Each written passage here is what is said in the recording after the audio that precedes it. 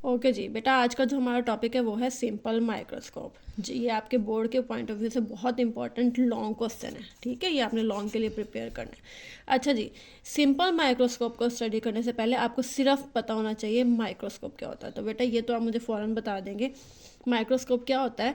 ऐसा इंस्ट्रूमेंट है जो कि आप स्मॉल ऑब्जेक्ट को स्टडी करने के लिए या इनलार्ज करने के लिए यूज़ कर रहे होते हैं, ठीक है। तो देखें, it is an optical instrument use to see very small object, ठीक हो गया। ये इसी को आप क्या बोलते हैं? माइक्रोस्कोप। तो और इसके मैग्नीफिकेशन पावर आपने कल पढ़ ली थी। मैग्नीफाइंग पावर क्या होती है? m is equals to beta over alpha. से आपने इक्वेशन ए का नाम दे दिया, ठीक हो गया। अब देखते हैं ये सिंपल माइक्रोस्कोप जी। अब देखना, ये सिंपल माइक्रोस्कोप क्या होता है। ये भी बेटा ऑप्टिकल इंस्ट्रूमेंट ही है, लेकिन सिंपल माइक्रोस्कोप क्यों बोलते हैं? क्योंकि इसमें सिंगल कन्वेक्स लेंस लगा होता है, जो कि देखें इस शेप का होता है। आपने कल भी स्टडी किया था कि कन्वेक्स लेंस की शेप कुछ ऐसे होती है। आगे देखें इसके रे डायग्राम है। मैंने क्या बनाया है? वही कन्वेक्स लेंस बना दिया, और ये उसका प्रिंसिपल एक्सिस है, ठीक है। और जो लेंस का सेंटर उसे आप बोलते हैं ऑप्टिकल सेंटर, उसे आपने ओ से रिप्रेजेंट कर दिया। ऑप्टिकल सेंटर के साथ ही देखें एक फोकस ये है और एक फोकस ये है, ठीक हो गया। अब देखें, मैंने जो ऑब्जेक्ट को प्लेस करना है ना, हमेशा ऑप्टिकल सेंटर और फोकस के दरमियान में कहीं पे आपने अपना ऑब्जेक्ट प्लेस करना है। तो ये मैंने अपना ऑब्जेक्ट प्लेस कर दिया।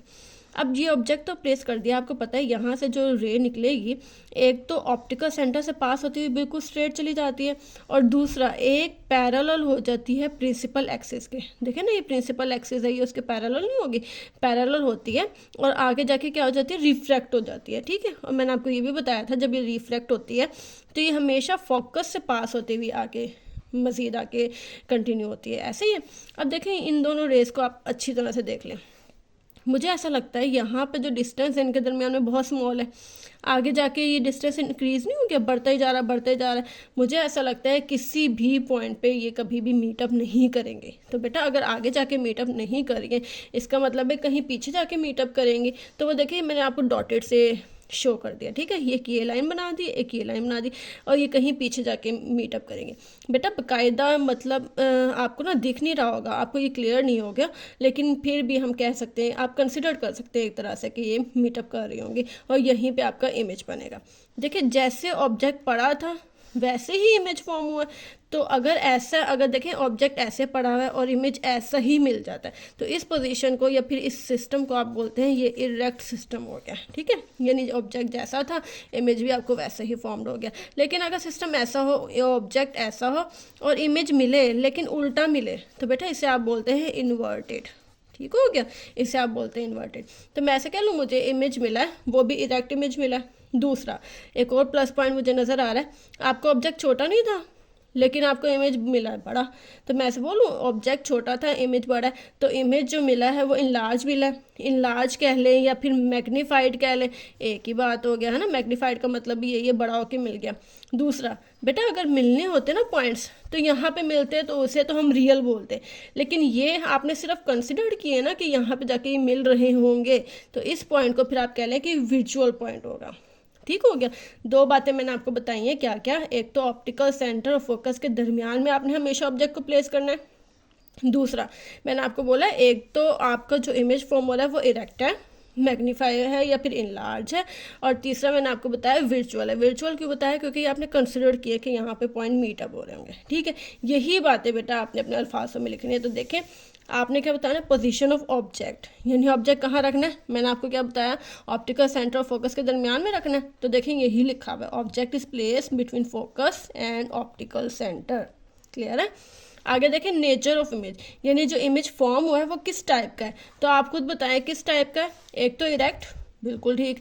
दूसरा वर्चुअल, वर्चुअल मैंने आपको बोला ना, ये आपने कंसिडर ही किया है, अगर मिलना होता तो यहाँ मिलते हैं, ठीक हो गया वर्चुअल। दूसरा बड़ा मिला ना, मैग्नीफाइड। इनलार्ज भी कह लें बेटा या मैग्नीफाइड कह लें, ये एक ही बात है, ठीक हो गया। मैग्नीफाइड होके भी मिला। अब देखिए पोजीशन ऑफ इमेज, ये इमेज मिला कहाँ पे होगा। तो ये तो बेटा आपको मैंने कल भी बताया था, आपको हमेशा चीज़ें वहीं क्लियर नजर आएंगी जो कि आपका नियर पॉइंट है, यानी कि d = 25 सेंटीमीटर। तो ये जो है d डिस्टेंस पे आपको मिला होगा, और वो कितना होगा? 25 सेंटीमीटर, जो कि आपका नियर पॉइंट भी है। जी बेटा, अब आप देखें, हमने असल में ना सिंपल माइक्रोस्कोप की मैग्नीफिकेशन फाइंड आउट करनी है। तो देखें, ये डायग्राम मैंने आपके सामने कल भी बनाई थी। क्या है असल में? ऑब्जेक्ट जो है ना वो ये पड़ा हुआ है। अगर आपकी आई एज इट इज़ इस ऑब्जेक्ट को देख रही है without using any type of lens, तो आपके पास जो एंगल फॉर्म होता है वो होता है अल्फा। तो देखिए आपके पास एक परपेंडिकुलर आ रहा है और एक बेस आ रहा है। बेस भी आपको पता है, ये जो डिस्टेंस है ये आपको पता है ऑब्जेक्ट आपके नियर पॉइंट पे मिलेगा जो कि 25 सेंटीमीटर होता है। ठीक हो गया, यानी कि आपके पास परपेंडिकुलर भी आ रहा है और बेस भी आ रहा है। सेकेंड डायग्राम आप देखिए, आपने आई के सामने ना कन्वेक्स लेंस लगा दिया है। अब कन्वेक्स लेंस से होगा क्या, ये आपका ऑब्जेक्ट है, आपको पता है इमेज आपको इनलार्ज मिलेगा और ये आपको इमेज फॉर्म होता मिलेगा। और आपको पता है इमेज भी डी डिस्टेंस पे होगा जो कि आपका नियर पॉइंट है। अब आपको ये भी पता है कि डी डिस्टेंस नियर पॉइंट तो है और यही डी आपके क्यू के इक्वल भी होता है, क्योंकि कल ही मैंने आपको बताया था जो इमेज डिस्टेंस है आप उसे क्यू से भी रिप्रेजेंट कर सकते हैं।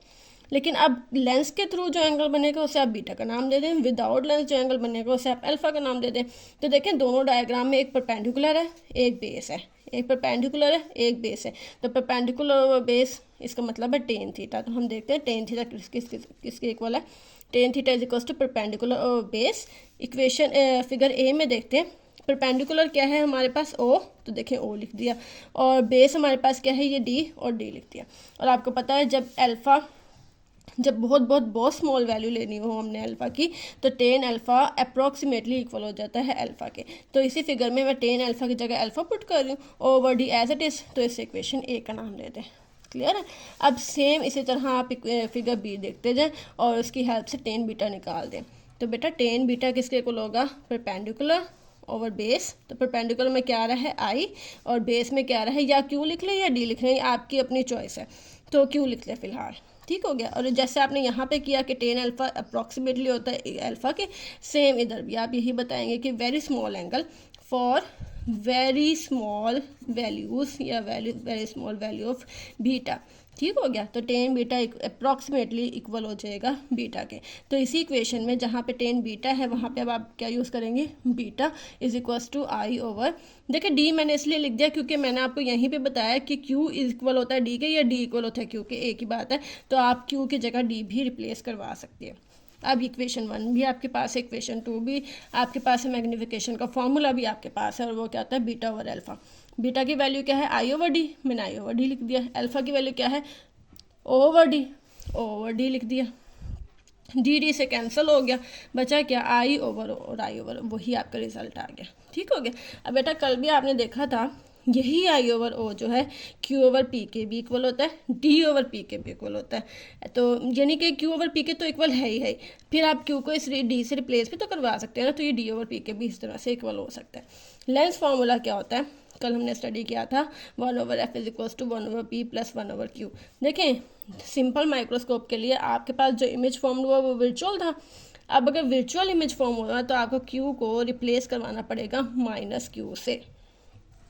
तो बेटा देखें मैंने जैसे ही माइनस से रिप्लेस किया है तो फार्मूला कुछ ऐसे बन गया, 1 over F is equals to 1 over P minus 1 over Q. बहुत साइड में मल्टीप्लाई करने लगी हूँ डी से, देखें उसका फ़ायदा क्या होगा। अब आप देखते जाइएगा, ये इसी इक्वेशन को मैंने डी से मल्टीप्लाई करना है ना, तो देखें D over F D over P minus D over Q. और आपको पता है डी को रिप्लेस करवा सकते हैं क्यू से या क्यू को रिप्लेस करवा सकते हैं डी से। तो मैंने इसमें क्यू को रिप्लेस करवा दिया डी से, तो देखिए उसकी जगह मैंने लिख दिया डी। बाकी दोनों चीज़ें हमारी एज इट इज़ हो गई। ये डी डी से कैंसिल आउट हो गया, 1 बचा, और यही माइनस का 1 है, उधर जाएगा तो पॉजिटिव 1 हो जाएगा। D over F plus 1 is equals to D over P.